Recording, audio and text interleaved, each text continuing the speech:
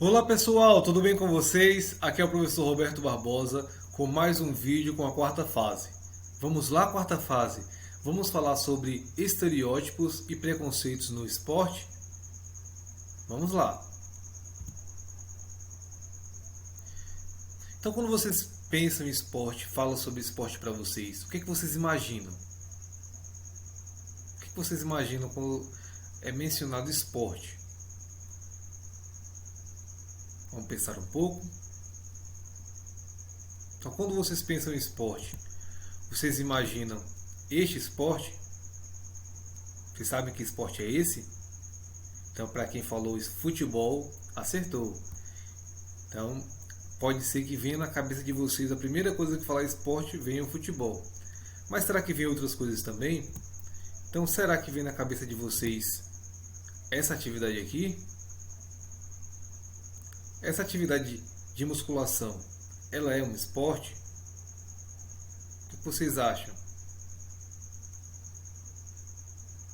Então, a musculação em si, ela acaba não sendo um esporte porque é um ato de fazer exercícios resistidos com fim de saúde e não tem nenhuma confederação que venha regulamentar. Mas se for essa imagem,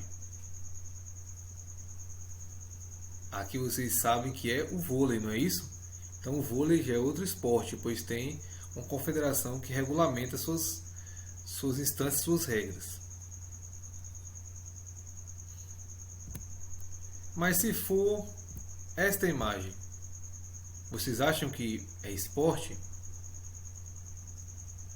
Então nós estamos vendo uma pessoa correndo à beira do mar e ela pode estar correndo para tratar da sua saúde.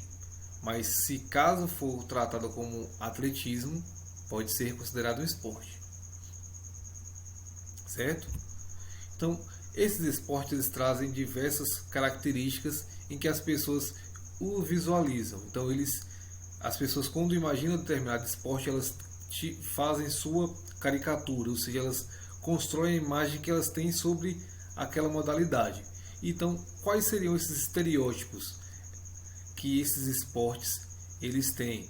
O que é que vocês conseguem visualizar e o que é que as pessoas têm em mente em relação a isso? Então, vamos visualizar alguns estereótipos que existem no esporte. Então, quanto ao futebol, futebol vocês conhecem bastante. Um esporte que utiliza a bola para fazer gol e cada um tem seu time preferido e está no dia a dia de vocês. Então, futebol. Quando nós falamos de futebol, nós imaginamos equipes voltadas para uma competição muito grande, como é o caso desse esporte, desse caso aí, como é o caso dessa imagem, em que nós temos uma equipe do Liverpool e do Tottenham, duas equipes inglesas que estão disputando. Mas geralmente nós pensamos, ou eu torço para um time, mas que time é esse? É um time masculino ou feminino? Então geralmente são masculinos. E os times femininos acabam ficando de lado. Tanto é que nesse futebol inglês, em que nós estamos vendo a partida abaixo também da equipe do Liverpool contra o Manchester City, o campeonato inglês feminino só está em aberto há cerca de um ano. Então é algo que pensa-se na cabeça, no imaginário das pessoas. Se vou torcer para um time de futebol, esse time é um time masculino. Pensando como se as mulheres não pudessem ter um time também para elas, não sendo somente o time específico que já tem no masculino, mas também podendo ter outro. Como é o caso, por exemplo, do Havaí Kinderman, que foi a junção de uma família Kinderman com Havaí, que é um time feminino que atualmente é um dos melhores do Brasil. Outro estereótipo que nós temos é que todo jogador de futebol vai enriquecer, ganhar altos salários em milhares de reais e milhões de reais mensalmente. E não é a verdade que acontece para todos. Então, apenas uma pequena parcela consegue salários astronômicos e tantos outros conseguem jogar em times pequenos que recebem um salário muito baixo, em que tem contratos muito curtos de 3 meses, 4, 6 meses e não sabem o que vão fazer após isso, ou até outros que jogam na várzea mesmo, que apenas recebem salários por aquelas partidas que fazem. Salários não, pequenas gratificações de 50, 100 reais, 200, enfim, a depender de quem está pagando e de onde é o local. Outro estereótipo é de que achar que o esporte, ele é o esporte do futebol, ele traz saúde. E não é bem assim para os atletas de alto rendimento. Ele traz muita doença, muitas lesões, muitos problemas nas articulações ósseos, musculares, que podem atrapalhar a vida dos atletas quando ainda jogam, mas também quando terminarem as suas carreiras. Outro esporte que traz muitos estereótipos é o futebol americano, por ser um esporte de contato, muito contato, tido até como violento. Pensa que somente os homens podem participar, e também as mulheres participam, e participam com roupas adequadas, assim como as dos homens, não somente como imagens que circulam na internet e algumas competições em que colocam a sexualização da mulher com roupas como se fosse de biquínis para praticar um esporte desse que necessita de uma proteção. Então, outro esporte que tem como estereótipo marcante é o tênis. Então, o tênis, por algum momento, só os homens europeus e depois as mulheres europeias, assim como também alguns países do norte, do hemisfério norte, mas principalmente os europeus, podiam ter êxito em algumas competições. Fato que não é verdade, em que outros atletas de outras regiões também podem participar, como é o caso do nosso tenista Gustavo Kirten, que já foi campeão de várias competições, principalmente as de Roland Garros, que é uma das mais importantes do cenário do tênis. Outro estereótipo é de achar que é um esporte apenas voltado para as pessoas que têm uma condição de salário maior, uma condição de vida econômica melhor. E existem vários projetos sociais que podem quebrar tanto esse paradigma como quebrar esse estereótipo para que as pessoas também possam ter acesso, e elas assim também têm.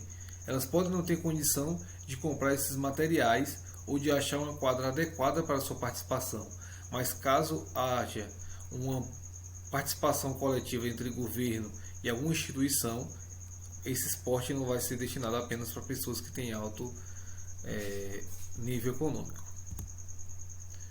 Outro que tem um estereótipo é o sumô. Então, quando nós falamos de sumô, nós pensamos em atletas muito gordos, muito altos, com um estereótipo muito forte. E existem atletas que são com um corpo mais magro, mesmo assim fortes, que conseguem competir no mesmo nível ou superior às pessoas que têm um nível de massa corporal voltado às gorduras maiores.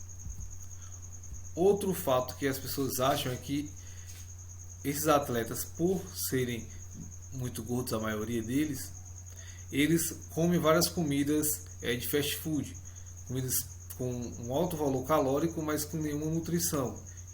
E não é verdade, eles seguem um padrão muito rigoroso de alimentação. Claro que enquanto nós precisamos de 2.000 calorias para manter nossas energias em homeostase, ou seja, em equilíbrio, tanto com o que gasta como o que nós repomos, eles têm que ter uma alimentação de cerca de 10.000 calorias, tanto pelo esforço como para ter esse corpo maior. Então eles fazem isso, mas a alimentação toda balanceada, ou melhor, toda voltada a alimentos que vão dar energia a eles e que não são dessa característica de fast food. E quais são os preconceitos que nós podemos visualizar nesses esportes? Vocês conhecem algum? Algum que está intrinsecamente ligado a determinado esporte? Vamos falar sobre eles? Então, a natação, por muito tempo se pensou que ela só era destinada aos brancos. Só as pessoas com a pele clara podiam fazer a natação. E existia um mito que algumas pessoas ainda propagam, em que as pessoas negras não conseguiam boiar. Então, por isso elas não estavam naquele ambiente aquático. E o que acontecia na verdade é que em alguns lugares não havia inclusão dessas pessoas em locais que podiam aprender a nadar. Então, ou elas aprendiam em locais por conta própria, ou elas chegariam a um local que não teria essas características de poder nadar, sabendo as características do nado, e via se afogar, não por conta do peso corporal, mas sim por não saber as técnicas.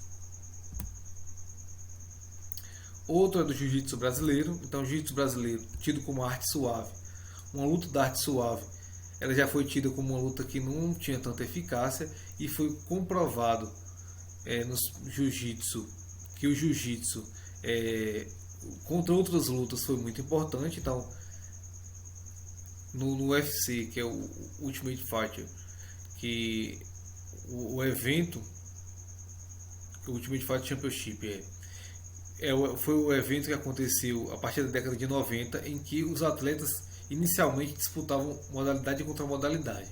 E nas primeiras competições que aconteceram, o jiu-jitsu brasileiro foi o vencedor dentre todas as lutas. E tem uma imagem interessante, que é essa imagem que vocês estão vendo aí à direita, em que o atleta fala que vai vencer o oponente de jiu-jitsu somente com uma luva de boxe. E não foi o que aconteceu. Ele rapidamente perdeu a luta. Outro estereótipo que acontece é do futebol de 5. Então, por as pessoas serem cegas, alguns pensam que eles vão ser colocados ali naquele local e vão só seguir o barulho do guizo da bola, mas sem nenhuma técnica, sem nenhum treinamento específico para chegar à bola, para tocar para os seus colegas e para fazer o gol. Algo que não existe. Então, eles têm treinamentos analíticos, ou seja, treinamentos que são sistematizados, separados, de condução de bola, de chute, de passe, se deslocar dentro da quadra, coisa que não é verdade, que eles fazem as coisas de forma aleatória. Outra no tiro com arco. Então, no tiro com arco,